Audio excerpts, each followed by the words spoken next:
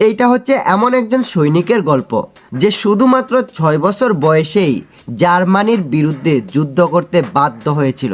অন্যান্য সৈনিকরা ব্যর্থ হলেও তার চোখ থেকে কোনো শত্রু বেঁচে ফিরতে পারত না। এই ছোট্ট যোদ্ধার এমন কিছু সাহসিক ঘটনা রয়েছে যার জন্য পুরো পৃথিবীতে সে এখনো অমর হয়ে আছে।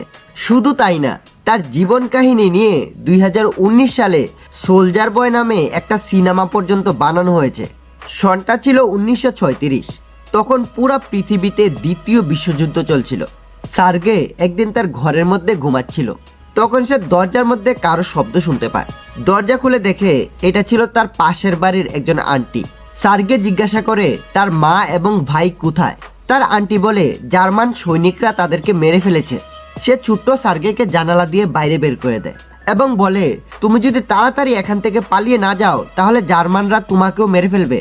এবং কিছুক্ষণের মধ্যেই জার্মানরা এই ঘরটাতে আগুন লাগিয়ে দেয় এবং তার চোখের সামনেই তার আন্টিকেও মেরে ফেলে। সার্গে দৌড়াতে দৌড়াতে একটা জঙ্গলের মধ্যে ঢুকে পড়ে। চারিদিকে ছিল শত্রুদের বিছানো মরণ ফাঁদ। তার কাছে না খাবার ছিল, না যাওয়ার জন্য কোনো জায়গা।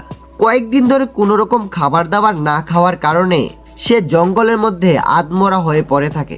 আর তখনই তার সামনে সৈনিকের বুট জুতা পরা অবস্থায় কাউকে দেখতে পায়। তবে এটা কোনো জার্মানির সৈনিক ছিল না, এটা ছিল রাশিয়ান সৈনিক, অর্থাৎ তার নিজের দেশের সৈনিক। আর এখান থেকেই বদলে যাবে তার ভবিষ্যতের পুরাটা কাহিনী। সে সার্গেকে কোলে করে তাদের ক্যাম্পে নিয়ে যায়। ওইখানে ছিল তাদের কমান্ডার নিকোলাই।